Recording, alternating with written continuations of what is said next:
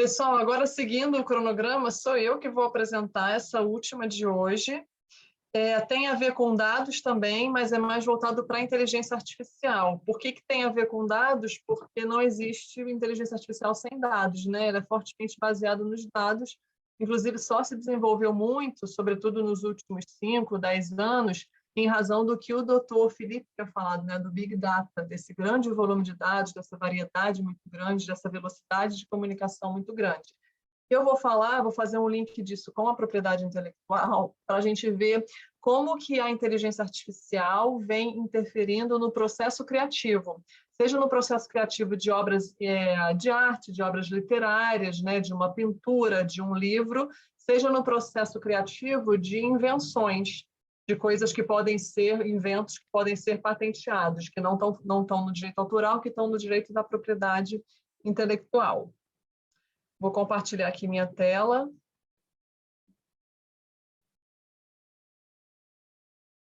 Pronto. Então, o nosso tema é inteligência artificial, propriedade intelectual e saúde. Eu vou começar falando sobre a inserção da propriedade intelectual, da inteligência artificial na propriedade intelectual como um todo, tanto na parte do direito de autor, quanto na parte da propriedade industrial, que é mais do que a gente viu aqui no curso, né? A gente não viu direito de autor aqui no curso, mas faz parte também da propriedade intelectual. Eu vou dizer como que a gente vai começar vendo como que a inteligência artificial foi se inserindo nesses processos de criação, e depois a gente vai focar na parte da saúde, na parte da propriedade industrial mesmo, dos inventos, como que a inteligência artificial vem auxiliando na criação das vacinas, por exemplo, de testes de coronavírus e de outras formas de auxílio à saúde. Então, quando eu falar aqui, para quem não é exatamente quem está começando, etc., só para esclarecer, eu vou falar da propriedade industrial, ou seja, dessa parte de invenções que a gente falou no curso.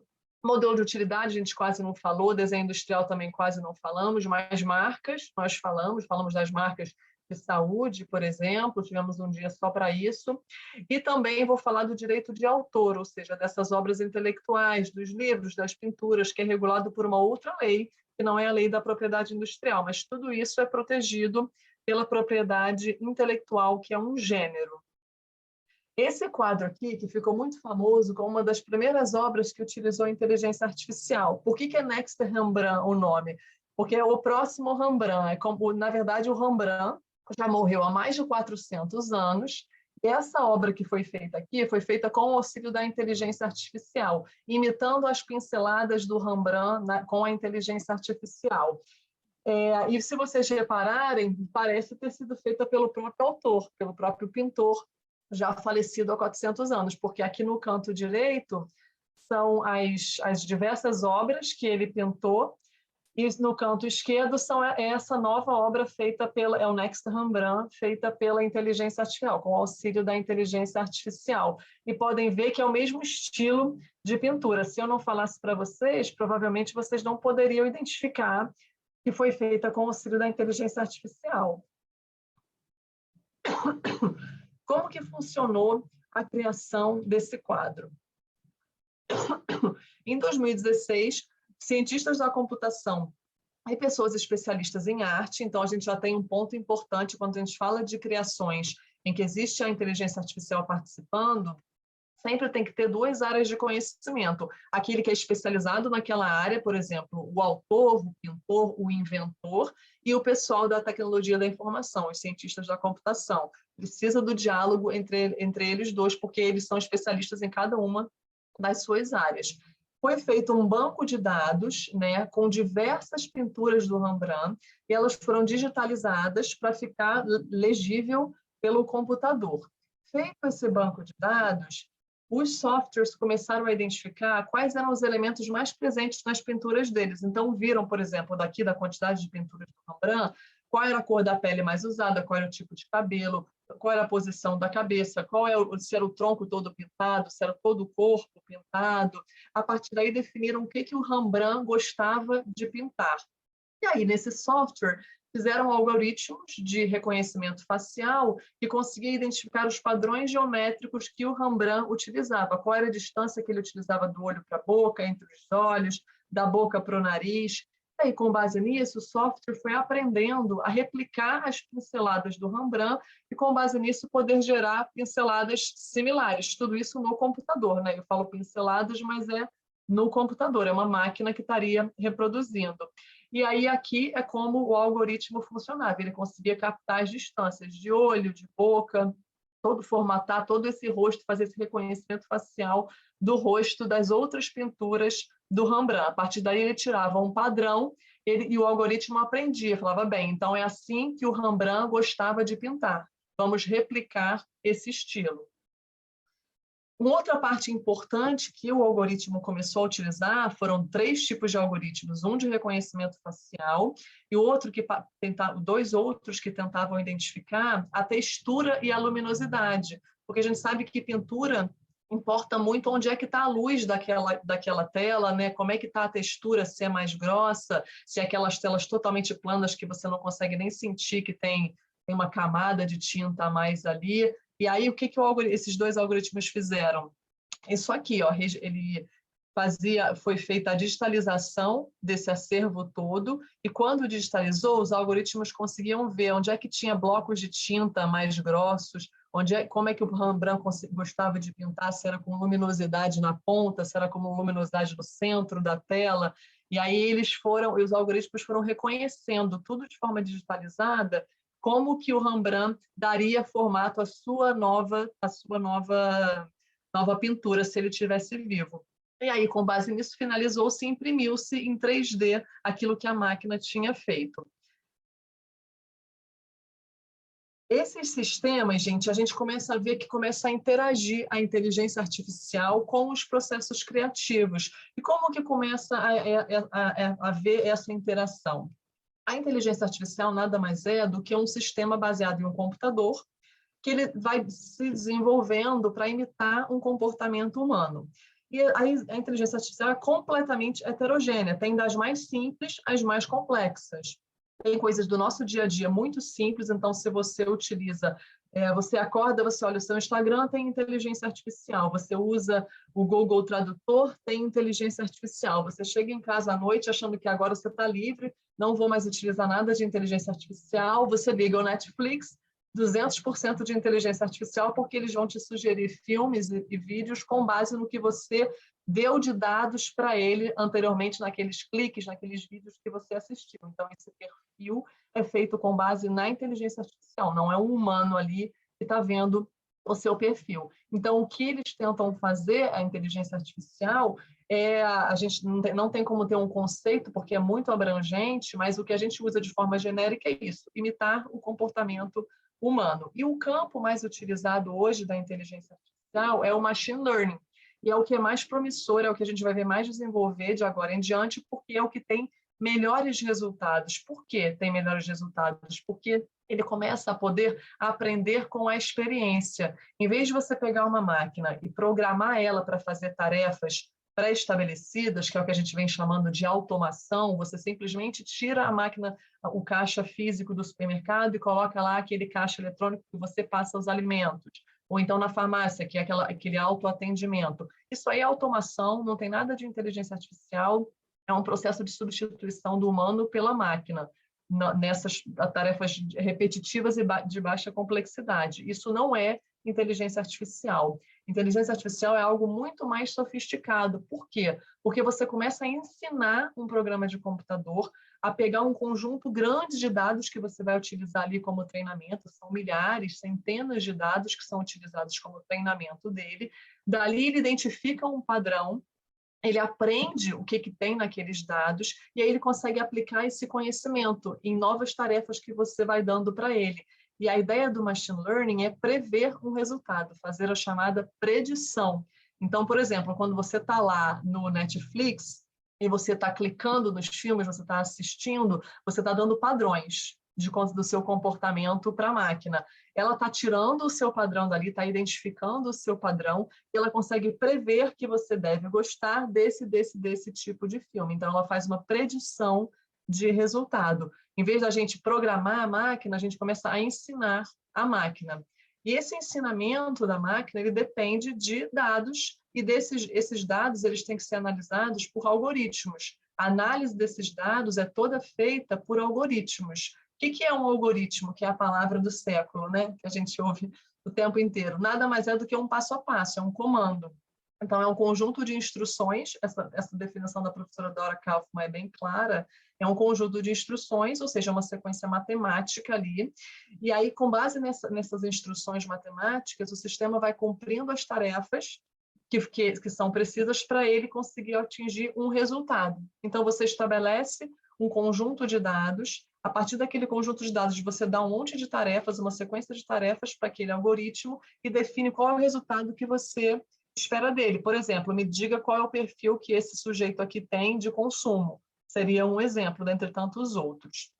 Os algoritmos que utilizam machine learning, que são esses que vão auxiliar a gente no processo criativo, que tem a ver com a propriedade intelectual, são esses algoritmos chamados de não programados, ou seja, você coloca um conjunto de dados de treinamento aqui, você estabelece uma tarefa, que o pessoal da TI chama de output, quem for da TI quiser comentar, me interromper, fica à vontade. E aí o algoritmo vai tentando executar aquela ação desejada com base nos dados que ele recebeu. E o desempenho dele vai melhorando com a experiência, porque a cada vez que ele repete a tarefa que foi dada para ele, ele melhora o seu desempenho. Ele vai vendo o que ele fez de errado, o que deu certo, o que deu errado, e aí ele vai aprendendo com a experiência dele. Exatamente como uma criança. A inteligência artificial é basicamente como você ensinar uma criança.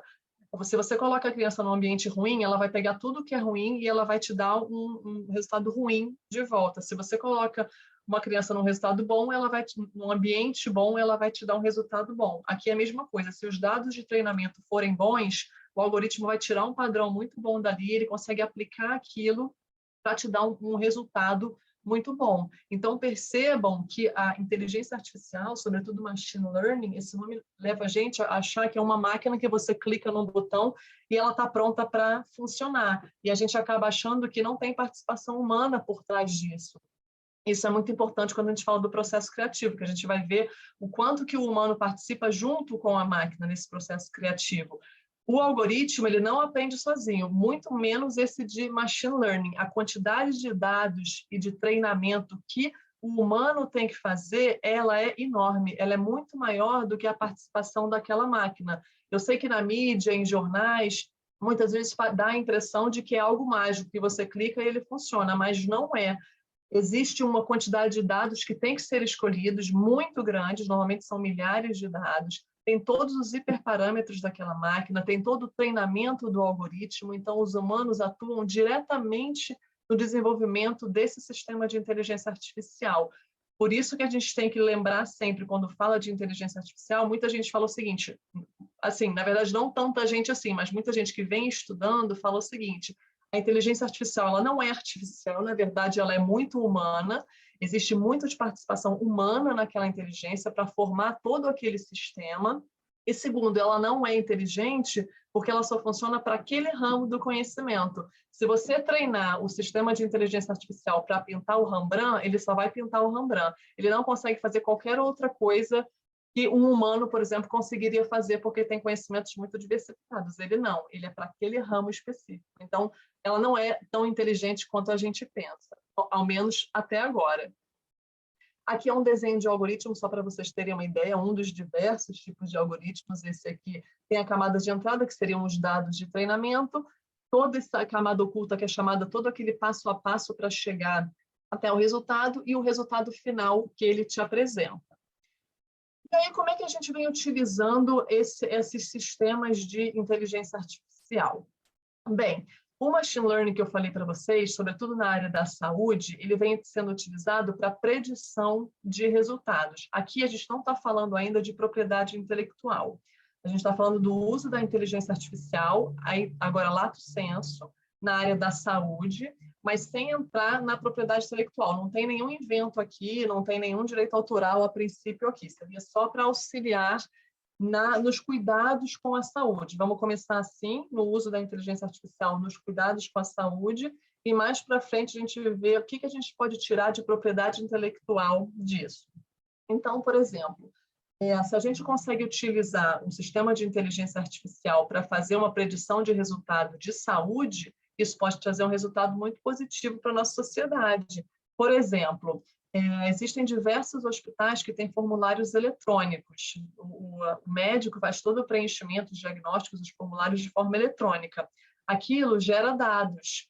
Com base nesses dados, a gente pode alimentar e treinar um sistema de inteligência artificial para começar a fazer uns links entre o sintoma e a doença. Ele começa a perceber que as pessoas que têm os sintomas X, X e X, eles são possíveis de terem tais e tais e tais doenças. Então, ele ajuda o médico a fazer um diagnóstico. Isso já vem sendo utilizado. A gente vai ver também, eu vou dar mais para frente agora um exemplo, o uso do machine learning, da inteligência artificial, para ajudar a prever os rumos do coronavírus, se está aumentando, se está diminuindo, como é que a gente consegue identificar a quantidade de pessoas infectadas. O professor Rodrigo falou um pouco sobre essa parte também, com relação a esses dados, né? E, por fim, a gente consegue, por meio do machine learning, identificar padrões entre dados. Se o médico tivesse uma infinidade de pacientes, imagine que o médico tem, ao longo da vida toda dele, diversos ali pacientes, né? Que é o cenário dele, um cardiologista. Se ele quisesse saber quais dos cardiopatas que ele trata têm mais tendência, ou se tornaram cardiopatas, tiveram cardiopatia em razão de obesidade, ou em razão de ser fumante, ou em razão de ter isso no DNA dele, de ser de origem genética, ele não ia conseguir fazer isso ao longo da vida toda dele. Ia ser muito complicado ele conseguir tirar essas semelhanças entre esses dados. Se a gente pega todos esses dados e insere numa máquina para treiná-la, ela começa a fazer essas semelhanças. Começa a dizer, olha, é possível que quem tenha pacientes com cardiopatia seja muito de forma originária de obesidade ou de ser tabagista. Então, consegue fazer uma análise de quantidade de dados mais fácil para ajudar o médico. Aqui é só uma fofoca que teve, na verdade, surgiu na época da nossa pandemia, lá em 2020, a notícia de que a inteligência artificial teria identificado o surto, né, que havia uma pandemia, que havíamos perdido o controle sobre a disseminação do vírus antes de os humanos terem identificado isso. Um sistema do Health Map lá do Hospital de Boston, treinado já com diversos dados de saúde, teria identificado que havia sim uma pandemia lá 30 de dezembro, que nós havíamos perdido o controle sobre a disseminação do vírus no mundo. E aí surgiu essa notícia, mas pouco tempo depois foi esclarecido que, na verdade, 30 minutos antes de Boston identificar isso, veio uma pessoa humana, um grupo de cientistas humanos que teria já dito que estávamos diante de uma pandemia, lá em 30 de dezembro de 2019. Então, a gente não foi vencida pela máquina, foi o humano que descobriu antes que a gente estava diante de um cenário de pandemia, por 30 minutos, mas foi. E aqui alguns exemplos, aquele sistema Watson da IBM, que a gente conhece, que é um sistema de inteligência artificial bastante abrangente, é treinado para várias tarefas. Esse aqui, ele ajudou a identificar uma doença numa mulher, numa japonesa, muito, muito, muito mais rápido do que os próprios cientistas que não estavam conseguindo, os médicos, identificar qual era a doença dela. Eles colocam aqui, o método humano falhou e o método da máquina conseguiu funcionar. E aí a gente chega, então, na inteligência artificial, no machine learning, na parte de propriedade intelectual. A gente viu essa parte da inteligência artificial, do machine learning na saúde como um todo, como é que ela vem ajudando a fazer predições de diagnósticos de saúde, como é que ela vem ajudando o médico a identificar quais são os sintomas que são mais tendentes a ter determinada doença, quais são as doenças que são mais de origem genética, mais de origem decorrente do tabagismo, por exemplo, mas não tem a ver essa parte com propriedade intelectual. A gente está falando da máquina auxiliando o médico ali no seu dia a dia. Agora a gente entra nessa parte da máquina auxiliando no processo criativo.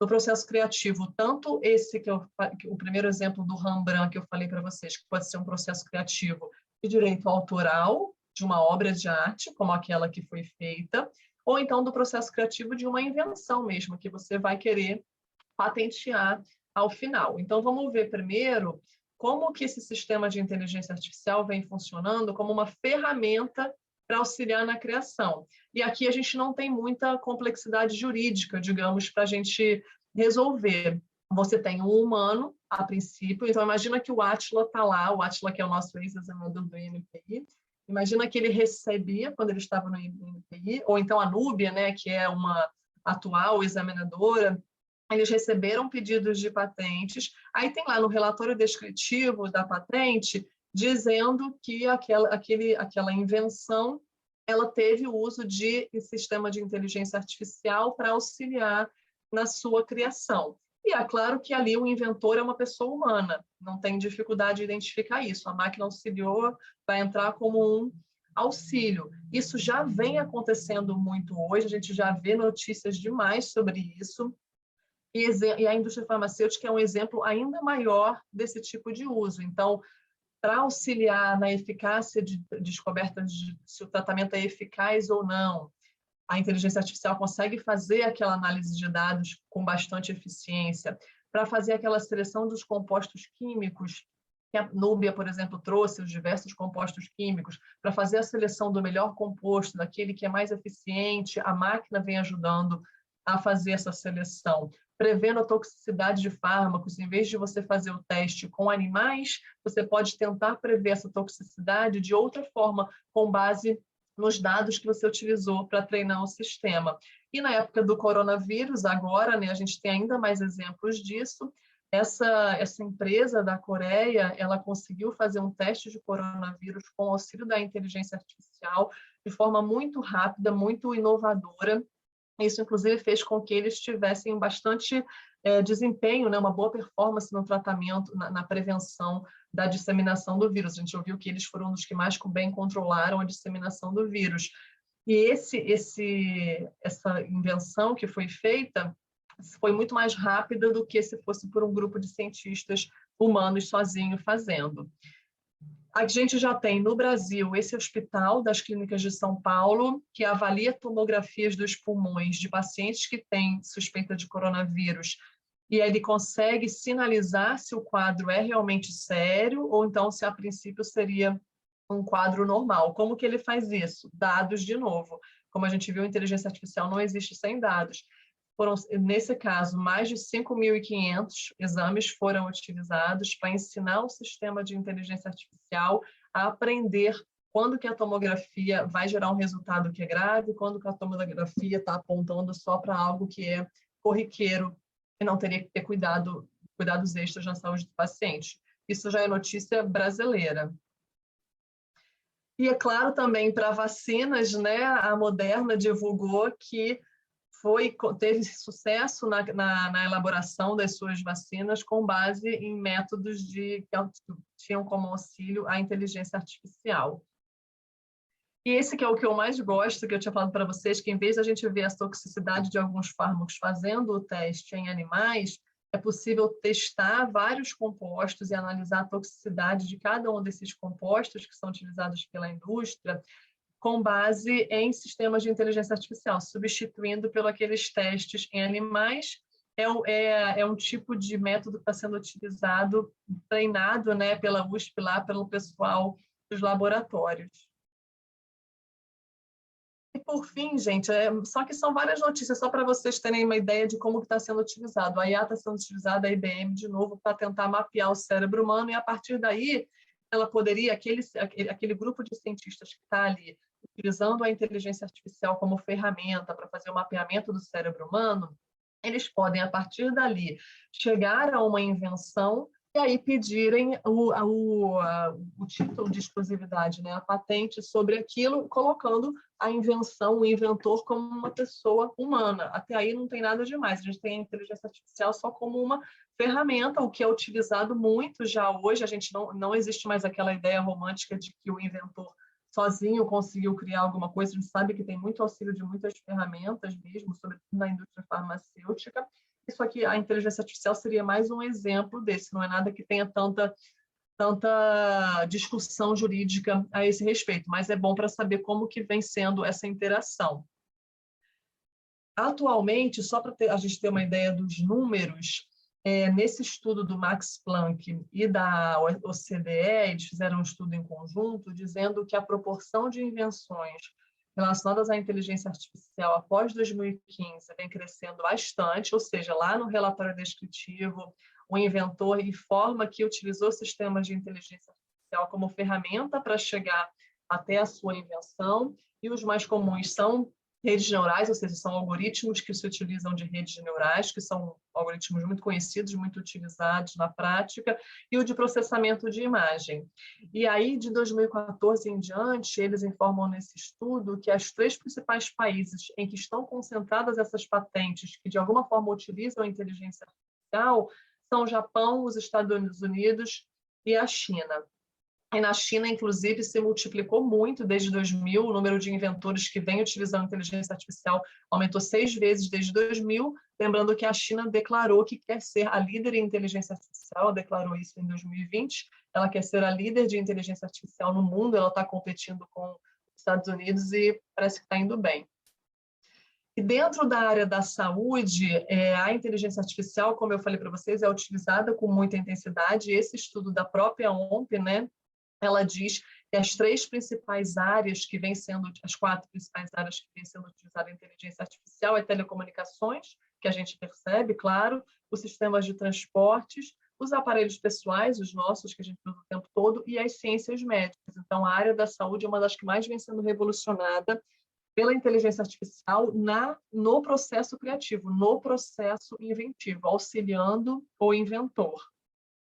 As reflexões que eu queria fazer para essa primeira parte de processo criativo de máquina auxiliando o processo criativo como ferramenta é a seguinte: a gente sabe que o inventor ele vai continuar sendo humano nesse caso porque a máquina está só auxiliando ele. Então, a Núbia, o Átila, etc., percebem que quem fez a invenção foi aquele inventor humano. E aí prossegue a partir daí o procedimento para análise da patente. Só que a gente sabe, lá na Lei de Propriedade Industrial, no artigo 13, vou falar só para quem não é do direito, o artigo 13 fala que as invenções, a Lei de Propriedade Industrial exige, para que você possa ter direito a uma patente, alguns requisitos. Ela fala, a patente tem que ser nova, a sua invenção tem que ser nova, ou seja, não, se ninguém inventa algo que já está apresentado, divulgado no estado da técnica, a sua invenção tem que ser nova. Se ela não for nova, não tem sentido você obter uma patente.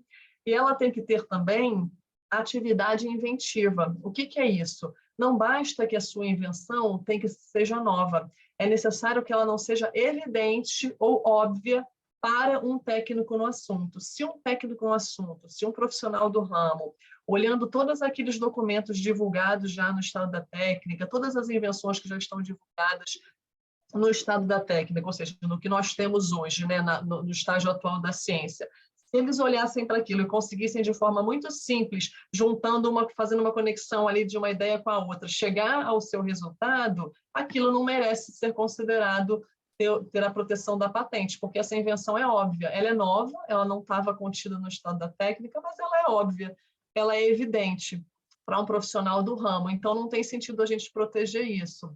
E é por isso que a lei fala, olha, a invenção não pode ser óbvia, ela não pode ser evidente, tem que ter um passo inventivo para você ter direito a uma patente. Só que hoje a gente considera o seguinte, se aquela invenção é óbvia, se ela é evidente ou se ela é óbvia, para um técnico no assunto, ou seja, para uma pessoa humana, profissional daquele ramo. Então, a Núbia ou o Átila vão comparar se a invenção é óbvia ou não para um profissional do ramo, uma pessoa humana que trabalha naquele ramo específico. Só que ela não está considerando se essa pessoa daquele ramo específico utiliza ou não ferramentas de inteligência artificial. Então, essa é a discussão que tem vindo hoje. Se um determinado setor da indústria ele tem, normalmente, de forma regular, o uso de uma ferramenta de inteligência artificial que já foi divulgada, todo mundo ali utiliza, por exemplo, naquele ramo, é comum, muito comum que se utilize inteligência artificial por aquele tipo de profissional, o que é considerado técnico no assunto, quando o examinador de patente vai fazer análise, não poderia mais ser apenas um ser humano profissional do ramo, teria que ser um ser humano profissional do ramo com o auxílio daquela ferramenta de inteligência artificial. Perceberam, então, como que vem sendo feita essa discussão? A gente teria que mudar o parâmetro de comparação. Não vamos comparar o técnico no assunto como alguém, um humano sozinho. vamos comparar com o humano com uma ferramenta de inteligência artificial. Será que para ele, para esse humano, com uma ferramenta de inteligência artificial, como se fosse um homem médio, né, que a gente chama, mas utilizando a ferramenta de inteligência artificial, para ele seria óbvia? Se para ele seria óbvia, então não há invenção. Então, a gente aumenta um pouquinho o padrão, o rigor dessa análise da atividade inventiva, porque muitas vezes para o homem não era óbvia, mas se para o homem, com o auxílio de inteligência artificial, ela era óbvia, então ela também não mereceria proteção. Aumenta o rigor de patenteabilidade, não vamos mais patentear só olhando o homem. É uma discussão que está muito inicial ainda, mas é bom que vocês já vão refletindo sobre isso. Uma outra forma de participação da inteligência artificial, sobretudo do machine learning, no processo criativo, não é só auxiliando, é essa maior parte que a gente viu hoje, que é a máquina como uma ferramenta, que eu acabei de falar para vocês, auxiliando o inventor que continua sendo humano. Seria a possibilidade agora da participação desse sistema de inteligência artificial, gerando trabalhos efetivamente inovadores, ou seja, com uma mínima intervenção humana, ou algumas pessoas falam nenhuma intervenção humana. Aqui eu já queria fazer, eu vou dar um exemplo mais para frente para ficar claro, mas eu já vou fazer uma pequena observação. A gente viu que a inteligência artificial ela depende fortemente de dados, né? Ela é treinada com base em dados, e, além disso, a participação humana ela é muito intensa na formação daquele sistema de inteligência artificial. Não é simplesmente uma máquina que você clica um botão, ela faz uma mágica e te dá um resultado. Tem que haver o desenvolvimento da arquitetura daquele modelo computacional. Quem faz isso? O humano.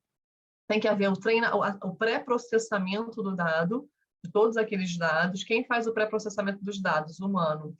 Tem que haver todo aquele treinamento. Quem faz? O humano. Tem que fazer os testes para verificar se está funcionando, se aquele algoritmo está dando erro, e o algoritmo dá erro o tempo todo até que ele consiga mostrar bons resultados. Quem faz os testes? O humano.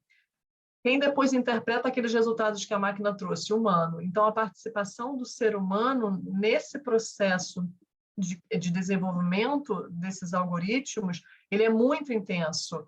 Então, quando a gente fala de uma determinada invenção que uma máquina possa ter gerado. Eu vou dar um exemplo para vocês mais para frente, mas é só para a gente ter essa ideia antes. Quando a gente fala que a máquina pode gerar um trabalho humana, é uma primeira ideia que a gente precisa não tomar como premissa, tem que raciocinar sobre isso. Como é que está a participação humana ali, como é que está a participação da máquina? Não é tão evidente quanto parece, de ser uma máquina que simplesmente gerou um trabalho inovador. O próprio Rembrandt, Next Rembrandt, que a gente viu a quantidade de dados que foram utilizados, de treinamento que foi feito para conseguir chegar naquela obra, que é como se fosse uma obra do Rembrandt. Só que não foi clicar um botão e a obra veio. Teve um monte de participação humana. A primeira coisa que eu falei para vocês teve cientista da computação e teve gente de obras de arte para conseguir chegar naquele resultado. Houve um trabalho humano muito intenso. Bom, e aí, esse exemplo aqui é um exemplo hoje do momento que vocês vão ouvir muito falar, quem obviamente já não ouviu, sobre o robô Davos. É o seguinte, é um sistema de inteligência artificial que é chamado de uma máquina de criatividade, o seu proprietário chama ele de máquina de criatividade, e aí ele disse, o proprietário dele, que é o Thaler, ele disse que essa máquina, o Davos, que é uma máquina que utiliza machine learning, a partir de treinamento e de junção de conhecimento de diversas áreas de dados que foram utilizados no treinamento, ela conseguiu chegar a duas invenções simples, um recipiente de alimentos e uma luz de emergência, invenções simples, mas que poderiam preencher os requisitos de patentabilidade, eram novos, tinham atividade inventiva, sem intervenção humana. E aí ele diz, olha, a máquina é a inventora, o sistema de inteligência artificial é o inventor. Eu, o dono da máquina, não sou o inventor, eu sou só o dono da máquina. Eu criei a máquina, eu treinei a máquina, mas ela teria sozinho chegado a esse resultado, a essas inovações, e ela teria sozinho identificado que aquele resultado era inovador e que merecia uma patente. Ele não estava incluído no estado da técnica. Ele diz, não fui eu que identifiquei a novidade, foi a própria máquina. porque ela é uma máquina muito sofisticada, né? E aí o Thaler pede a patente para essas duas invenções da máquina Dabos. Isso foi agora, em 2020. Ele pede a patente para lá nos escritórios de patente da União Europeia e dos Estados Unidos. Ele pede a patente em nome do Dabos, colocando o Dabos como inventor. Ele seria o titular da patente, mas o Dabos é o inventor daquelas invenções. E aí, o que ambos os escritórios de patente falam é, olha, só uma pessoa física pode ser inventora, você não é pessoa física, a máquina não é pessoa física, o Dabos não é pessoa física, ela não pode ser inventora. Se você, Thaler, dono da máquina, não está dizendo que você é o inventor, e você não está dizendo que ninguém é inventor, só a máquina, nenhuma pessoa é inventora, só a máquina é inventora, então a gente não pode dar a patente para ninguém, ainda que essa invenção preencha os requisitos de patenteabilidade. E aí o Dabos recorre, essa aqui foi a decisão do escritório de patentes, o Dabos recorre, o Talos recorre, o Thaler, né, o dono da máquina, vai para o judiciário e fala, olha, eu tenho aqui duas invenções que são novas no estado da técnica, elas não são óbvias para um tecnoassunto, elas não têm requisitos de patentabilidade, mas o escritório de patente não quer proteger porque o Dabos que criou, o meu sistema de inteligência artificial que criou. Então, a gente tem uma invenção que não vai poder ser protegida, não vai ter alguém para retirar esse proveito dela, financeiro, né? Essa retribuição financeira dela só porque não é pessoa, é porque é uma máquina. Mas aí é mantido esse entendimento na corte do Reino Unido, dizendo que tem que ser pessoa inventor. Se a máquina criou, não podemos dar título de exclusividade para aquilo. Vai estar aquela invenção automaticamente em domínio público. A máquina vai estar só ajudando o domínio público. Até que a Austrália, o Thaler, ele fez pedidos de patente do Dabos no mundo todo, em dos principais escritórios de patente do mundo. A Austrália a Corte Federal da Austrália, não o escritório de patente, o escritório de patente negou, mas a Corte Federal da Austrália deu o direito ao sistema de inteligência artificial, o Dabos, de ser considerado inventor, de ser reconhecido como inventor. E ele disse, olha, a gente tem uma invenção aqui que foi criada, ela é nova, ela tem atividade inventiva, ela tem aplicação industrial, preenche todos os requisitos, não é porque ela foi feita por uma máquina que a gente vai deixar de proteger, a gente tem que fazer uma interpretação evolutiva dos direitos. Se hoje máquinas estão inventando, então a gente tem que proteger a invenção dessas máquinas e dar à máquina a autoria desse tipo de obra. Esse foi o entendimento da Corte Federal da Austrália, que ainda está sob recurso. A gente não sabe o que vai prevalecer. Aqui é a decisão lá da Austrália. E aí, gente, para a gente concluir agora, em 2 minutinhos, o que a gente pode refletir disso? De fato, na legislação do mundo todo, esse Dabos, ele criou duas invenções que não são relacionadas à saúde, mas poderia ser. Ele pode, no futuro, vir a desenvolver, se ele for assim treinado, um determinado medicamento. E aí poderia alguém, o próprio dono dele, vir a pedir a patente daquele medicamento que a máquina conseguiu chegar e dando a autoria daquela invenção para a própria máquina. A máquina seria a autora daquela invenção que gerou o medicamento. Isso aí pode acontecer com diversas outras invenções que a máquina venha a gerar, se assim for treinada. E aí, o que a gente tem do ponto de vista jurídico? É possível que a autoria seja de uma máquina? Hoje é possível dar uma patente para uma máquina? Pela legislação internacional, pela legislação brasileira da propriedade industrial, assim como pela legislação brasileira dos direitos autorais, o autor é pessoa física. Somos nós humanos, porque existe um antropocentrismo, né? Quando a gente fala de propriedade intelectual. A propriedade intelectual, ela protege criações humanas, o engenho humano, a inteligência humana, para isso que ela foi criada. Então, a gente já tem essa primeira barreira a gente tem a enfrentar. Será que a gente quer uma propriedade intelectual que deixe de ser antropocêntrica? E a segunda reflexão que a gente tem que fazer, será que é necessário a gente mudar a nossa lei para incluir proteção de propriedade intelectual de máquinas, para poder, por exemplo, dar uma patente para um medicamento que foi desenvolvido por uma máquina, que a gente pode vir a ter isso em breve? Aí a gente tem que lembrar da razão de ser da propriedade intelectual. Alguém no começo, lá na primeira aula do professor Nuno, alguém perguntou assim, eu tenho muito uma visão social, eu preferia que a patente a inteligência, que as invenções, etc., fossem voltadas para a sociedade, não tivesse tanto lucro em torno disso. Só que, na verdade, a gente esquece o seguinte: por que existe a proteção da propriedade intelectual? Por que é que a gente dá um título de exclusividade para uma pessoa poder explorar aquilo durante 20 anos? Porque aquilo é uma retribuição financeira em razão do trabalho que ela teve, das pesquisas que ela teve. Se a gente não desse uma retribuição financeira para aquele inventor, obviamente o inventor não teria gastado anos da sua vida, muito dinheiro, muito esforço intelectual para chegar até aquela invenção. Então, se a gente quiser que o inventor comece a ter só essa visão social de compartilhar tudo que ele está criando, certamente a gente não vai ter mais invenções, porque é preciso ter essa retribuição financeira para o sujeito que ficou anos gastando ali. É muito dinheiro, é muito investimento de diversas empresas para conseguirem, depois de muitos testes, conseguir um que funcione. Foram vários outros anos perdidos de testes que não funcionaram para no final ela conseguir um que funcione. Então, essa é a razão de ser, uma das razões de ser da propriedade intelectual, dar uma retribuição financeira como incentivo para aquele inventor, para aquela empresa que está ali investindo nisso. E aí, como é que fica esse incentivo para a máquina? Será que a máquina precisa dessa retribuição financeira? Será que a máquina precisa desse incentivo? Ou então, será que essas empresas de tecnologia que estão desenvolvendo máquinas precisam desse incentivo, precisam dessa retribuição financeira? A gente sabe que hoje as empresas de tecnologia têm uma grande quantidade de um orçamento bastante vultuoso. Além disso, elas podem tentar encontrar formas de buscar essa retribuição financeira, não necessariamente através da propriedade intelectual, mas, por exemplo, pelo próprio uso da sua marca, não através daquela patente, mas pelo próprio uso da sua marca. A empresa divulga que divulga o nome dela, dizendo que ela ajudou na criação de determinada patente com base na sua máquina de inteligência artificial, ou seja, a marca dela ficaria cada vez mais valiosa.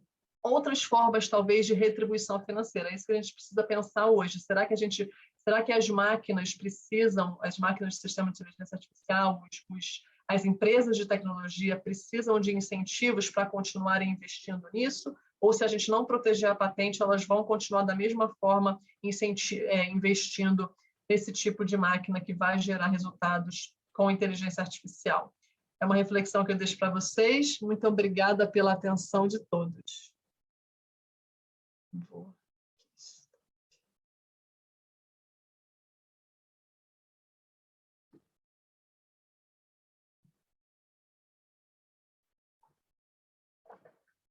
Não sei se ficou alguma dúvida, gente.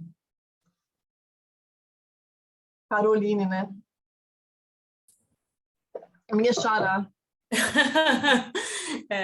Doutora Carolina, adorei a palestra.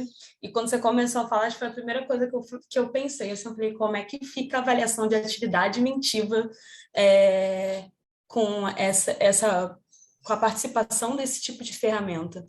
E aí também me ficou a dúvida com relação a não só o conceito do técnico do assunto, mas o conceito do estado da técnica, porque se você vai ensinar, de certa forma, aquela ferramenta, aquele sistema, tudo que você vai embutir ali, né? Imagino tudo que você vai alimentar, você vai dar como entrada nesse sistema, são vários conhecimentos do estado da técnica, são várias coisas que são conhecimentos. Aí, até que ponto a conclusão desse resultado ele é óbvio, porque eu já vi em várias discussões de subsídio, técnico ao exame, são várias discussões assim, você tem um pedido de uma anterioridade, e normalmente uma anterioridade no setor farmacêutico ela vai descrever 400 compostos, 500 compostos. E aí essa anterioridade não necessariamente ela exemplificou todos aqueles compostos, e o documento que está agora sendo avaliado, ele utiliza um daqueles compostos que são descritos. Então, a discussão dos subsídios, e normalmente com NPI seria óbvio que dentro daqueles compostos, um técnico no assunto escolheria um daqueles 400. Provavelmente um ser humano sozinho ele não conseguiria avaliar tudo aquilo, mas uma ferramenta, um sistema de inteligência artificial, ele consegue fazer isso com uma maior velocidade. Então, eu fico nesse tipo de impasse também. Como é que vai ser avaliado a questão do esforço inventivo, né? Como é que uma máquina consegue avaliar uma maior quantidade de dados muito mais rápido. Então, também fico com essa questão da parte de como será avaliado esse resultado. Se a tua invenção é um resultado direto da inteligência artificial, eu acho que é mais claro fazer, é mais difícil fazer essa avaliação. Se você tem outras coisas depois, você vai fazer testes, eu acho que isso já tem uma participação maior humana, mas se, por exemplo, se você fazer um screening de compostos, é um resultado direto, às vezes, dessa ferramenta. E eu fico com uma dúvida em relação a esse assunto. Eu acho que isso, Caroline, vai ser o desafio para os examinadores de PI, para eles conseguirem colocar em prática isso. Porque, para quem não está tão familiarizado com esses termos que ela usou, essas anteriores, quando chega um pedido de patente para ser feito o exame de mérito lá no INPI ou em qualquer outro escritório de patentes, eles têm que comparar com as anterioridades, ou seja, com os documentos que já estão divulgados no estado da técnica, para ver se aquilo que o inventor está apresentando é realmente novo, ou então não, já estava divulgado numa daqueles documentos anteriores, que são chamados de anterioridades, numa daquelas invenções que já estavam divulgadas para o conhecimento público. Isso são anterioridades. Quando a gente tem um sistema de inteligência artificial participando daquela criação, essa comparação com as anterioridades fica tudo muito mais complexo. Eu não sei como o pessoal dos escritórios de patentes vai fazer. A Núbia, né, por exemplo, eu acho que vai ser um desafio para eles conseguirem resolver essa questão, mas eu acho que eles ainda não estão se deparando utilizando esse tipo de parâmetro, né, o ser humano com o auxílio da máquina. Eles estão utilizando, pensando como que um técnico no assunto, um profissional do ramo, chegaria ou não àquela invenção. É óbvio ou não para ele, mas eles não estão utilizando a máquina ainda, mas acho que em breve vai ser inevitável, né? Sobretudo com a China vindo aí com muita querendo ser a líder de inteligência artificial, eles já deixaram isso claro.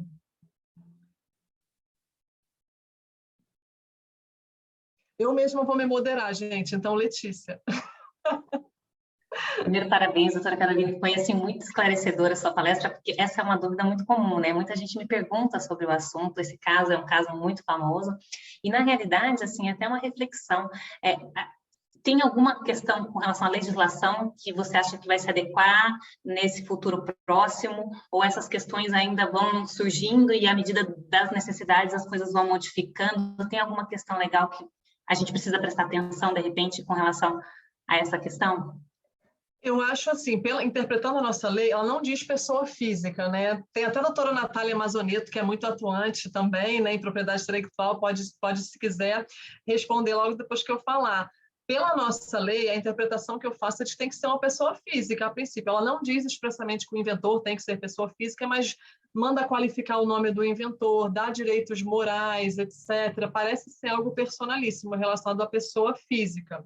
E aí, para a gente trazer uma máquina para isso, teria que acomodar isso na legislação, ou fazendo o que a Austrália fez, uma interpretação evolutiva, dizendo que o direito deveria acompanhar as inovações tecnológicas e considerar também máquinas, ou então fazer uma alteração legislativa. Eu sempre acho a alteração legislativa perigosa, porque a gente nunca sabe o que pode acontecer, né? Então, acho que é melhor, por hora, tentar pensar numa interpretação, se for o caso, mas eu acho que ainda está muito incipiente. É melhor do jeito que está deixar, né? Não mudar, deixar antropocêntrico, e aí vamos ver como que fica mais para frente.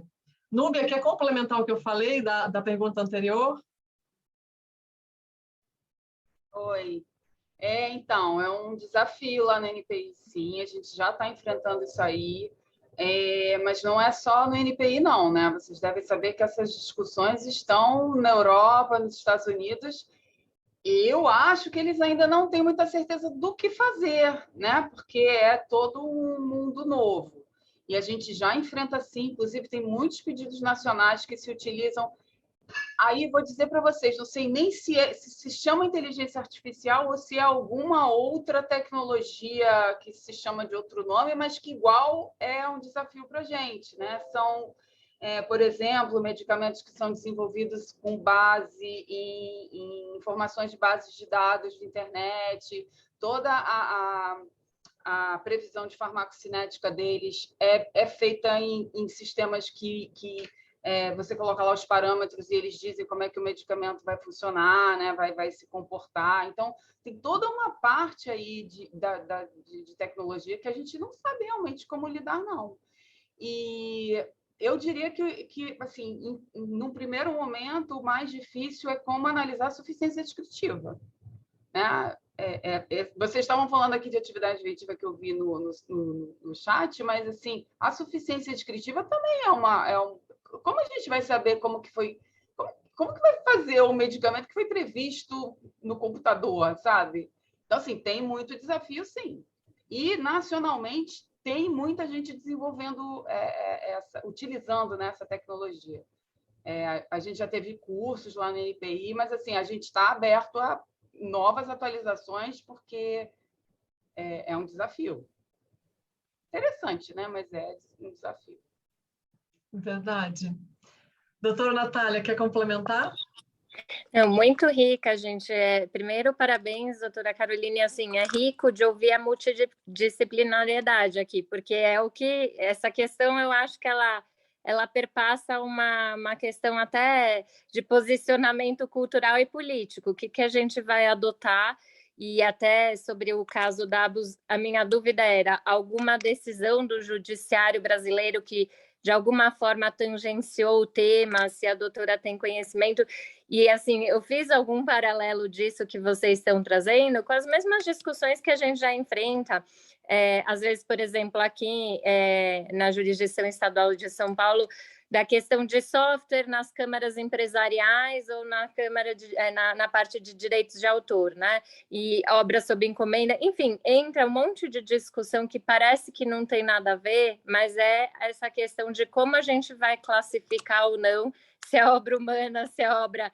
E aí entra também a nossa tradição cultural, que a gente foi o modelo mais europeu, né? E a discussão do entendimento até norte-americano sobre o tema. Então, eu acho muito rica, acho que a gente vai enfrentar desafios nisso. E pergunto para a doutora, já enfrentamos alguma discussão do judiciário em qualquer frente sobre isso? Até onde eu sei, não enfrentamos. Até porque esse pedido do Dabos foi o primeiro, até onde eu sei, né? Que diz que a máquina teria criado sozinho. E eu achei que foi meio que uma jogada de marketing, assim, deles, né? Do Thaler e do professor Ryan Abbott, que é quem patrocina a causa. Por exemplo, tem que pensar, você patrocinaria essa causa com quais argumentos, vocês que são advogados, né? Eu acho que foi uma jogada de marketing que eles fizeram nos principais escritórios de patentes do mundo. Quem sabe eles apresentam no Brasil em breve. Pode ser que a Núbia se depare com esse pedido aí. Mas no Judiciário Brasileiro não tem ainda. Acho que nem é expressamente no INPI, né? Um pedido que indique o inventor como máquina. Mas eu acho que o Dabos pode ser que se interesse pela gente em breve, porque aqui é um grande mercado. E pode ser que queira chamar a atenção aqui também desse tema.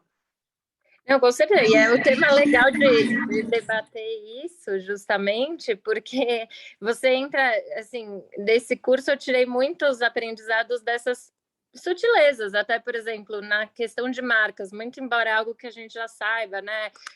Já acompanho do Dr. Walter, tudo, assim, você fica numa nova realidade, um novo mundo, a questão do objeto social para a empresa que deposita a marca no mundo que hoje a gente está vendo que todo mundo tem várias profissões, várias atribuições.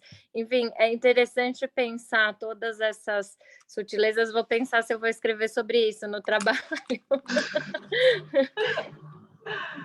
Ricardo, obrigada, doutora Natália. Ricardo, te respondendo, não tem procuração da IA, por exemplo, para o Dabos. O que aconteceu foi o seguinte, o dono da máquina apresentou esse pedido de patente e ele disse que a máquina seria como se fosse uma empregada dele. Ele é o empregador, a máquina é empregada, e aí, nesse caso, que a gente tem lá da propriedade intelectual, da nossa lei de propriedade industrial, e tem dispositivos similares nas legislações internacionais, quando você tem um empregado que trabalha para você no desenvolvimento de uma invenção, o empregado aparece como inventor lá, mas o titular da patente, quem vai exercer os direitos patrimoniais daquela patente, é o empregador. Isso acontece no Brasil e no mundo todo, são dispositivos similares. Foi isso que ele utilizou para isso, para para defender a criação da máquina. Disse que o Dabos seria empregado dele, trabalharia para ele, e ele é o titular daquela patente. Ele exerce os direitos patrimoniais daquela patente, né, retribuição financeira, etc. Mas o inventor mesmo, esse direito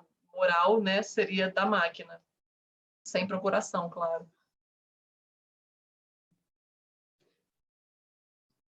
Priscila. Professora Caroline, muito obrigada pela apresentação, excelente. Eu tenho um ponto aqui que, na verdade, é uma dúvida que não quer calar, né? As pessoas falam sobre a questão do inventorship, sobre a questão de atividade inventiva, que são pontos realmente que trazem, né, questões a serem discutidas, mas também penso que temos uma questão de enablement muito importante, né, de suficiência descritiva. Porque para fazer o machine learning, o cientista, a pessoa que está trabalhando com a IA, vai precisar fazer inserção aí de vários dados. Vamos pensar, por exemplo, numa metodologia na área da saúde. Né? Vamos supor um método para predizer se uma pessoa terá câncer ou não. Então, assim, dentro disso, existem várias questões, até com relação à questão da própria proteção de dados, porque dependendo do conjunto de informações que você insere, a IA pode ir aprender por um lado ou aprender por outro, né? Quer dizer, o output pode ser totalmente diferente dependendo do conjunto de dados que você utiliza. Como que a senhora vê essa questão, assim, poderia dividir um pouco conosco esse ponto do ponto de vista jurídico, né? Eu entendo que tem uma questão de proteção de dados, tem uma questão do próprio requisito de enablement, de suficiência descritiva da própria patente, então, muitas coisas muito emaranhadas, né?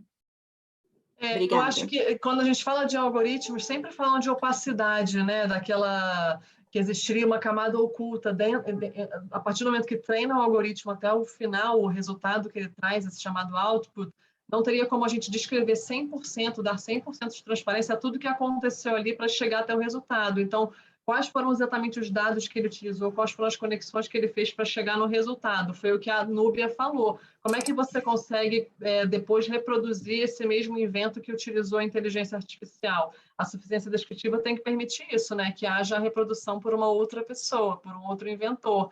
E aí fica essa questão da opacidade das máquinas, que muito vem se discutindo hoje, trazendo a ideia de que as máquinas têm que ter explicabilidade, ou seja, o programador tem que dar o máximo de explicação sobre o que aconteceu ali de forma transparente, mas existe uma dificuldade nisso, porque há quem diga que o resultado muitas vezes é imprevisto e não é tão transparente nem para o próprio programador. São questões que estão muito em aberto ainda. Graças a Deus já passa antes pelo INPI. Então, quem é do judiciário está mais resguardado. Eu acho que essa batata quente vai cair no colo da Núbia. Alguém até já falou aqui que tem um Dabos no INPI, eu não sabia. Ali, Núbia, colocaram até o número, o Rodrigo. Parece que é alimento. Por enquanto, acho que não vai para a Núbia, né? É alimento. Ah, sim, verdade. Então, na verdade, é um recipiente. Tem algumas discussões lá já. A gente já examinou alguns pedidos que tratam de fármacos que são previstos em computador. E, assim, mas só a máquina como inventora, o computador seria considerado inventor? Não, aí é outra história, né? O inventor foi alguém que pesquisou e fez mesmo. Por enquanto estamos assim. Foi o próprio pesquisador que depositou. Normalmente é de uma universidade. E, assim, a primeira coisa que eu falo é como é que a gente vai reproduzir. É a suficiência descritiva. A primeira coisa é isso. Que é a pergunta da Priscila, assim, eu entendo totalmente que é super válido, sabe? Agora, como proteger, eu não sei. E alguém estava falando de estado da técnica, como é que esses compostos que são previstos por computador, eles são estado da técnica? Se alguém sintetizar esses compostos depois para ser utilizado para alguma coisa, isso que foi previsto por computador é estado da técnica, sabe? O Luiz pode complementar, ele apareceu aí. A gente estava discutindo. A gente discute muito. Eu, Luiz, Renata, somos todos de farmácia, a gente discute muito. A Luciana. Mas, assim, já aconteceram outros. O Luiz Marcelo está aqui, não tinha visto. Olá, posso falar? Pode. Estão me ouvindo? Então, complementando, eu acho que existe uma diferença aqui básica, pelo menos inicial, como a Núbia falou, né? A gente está se inserindo nesse assunto, tem 6 meses que nós tivemos um curso para inserir o assunto, mas eu acho que existe uma diferença crucial aqui, que meio que corrobora o que o Luiz Marcelo colocou no chat, que uma coisa é o que a gente está pegando agora, que é o uso da inteligência artificial, ou o algoritmo qualquer, para levar até um fármaco, e aí depois esse fármaco que o computador me diz que é o melhor para aquela patologia, é desenvolvido em laboratório, e aí a suficiência descritiva passaria pela suficiência descritiva tradicional que nós temos hoje. A síntese, todo o processo, se for uma composição, todos os recipientes que a compõem, por mais que o computador tenha dito qual seria a melhor, e depois a vida real vai comprovar se aquele produto vai funcionar ou não. Aí o computador é só uma ferramenta, e eu acho que a suficiência descritiva nem é tão complexa aí, porque vai existir no momento que houver a síntese do composto que o computador diz que seria o melhor. Agora, outra questão, que aí sim é uma questão, um paradoxo até para a gente, assim, é um ponto de inflexão, que de repente nem cai na área de farmácia, como a Priscila falou, por exemplo, uma máquina que faça uma previsão de dados a partir de uma série de testes clínicos associados a um ser humano, e aí ela prevê que a pessoa possa ter uma patologia, né? Aí eu acho que a invenção está na máquina em si. O que a gente tem pego ainda o uso da máquina só como uma ferramenta. A máquina não é a invenção, a máquina é só uma ferramenta. Então, a suficiência descritiva, nesse caso, passaria pela síntese tradicional, tanto que alguns documentos, como a Núbia falou, de inventores nacionais, a gente não vê suficiência descritiva, porque a pessoa imaginou que só a previsibilidade da máquina já trazia o composto, mas não trouxe a síntese de tal composto. A gente não sabe nem se esse composto pode ser sintetizado, né? Aí eu acho que são coisas diferentes. De repente, a segunda delas nem caia nas invenções de fármacos em si, né? Que seria a máquina, né? Ou a inteligência artificial em si. Exato, Luiz. Sintetizou muito bem o que a gente falou. O Luiz Marcelo está colocando várias perguntas, várias reflexões, né, muito interessantes aqui. Ele falou sintetizou, aproveitei e utilizei essa palavra, sintetizou muito bem a nossa discussão. E ele trouxe aqui ótimas informações, bem do ponto de vista técnico, né? Dei uma olhadinha, pessoal, aqui nos comentários do Luiz Marcelo. Eu vou encerrar, então, porque não quero entrar no almoço de vocês, não queremos competir com a fome, que é uma concorrência desleal. Muito obrigada pela participação de todos, aprendi muito com os comentários. Eu não sou da área técnica, então, assim, é muito bom ouvir comentários de advogados, de pessoas do NPI, de pessoas que têm outra experiência, sempre aprendo muito.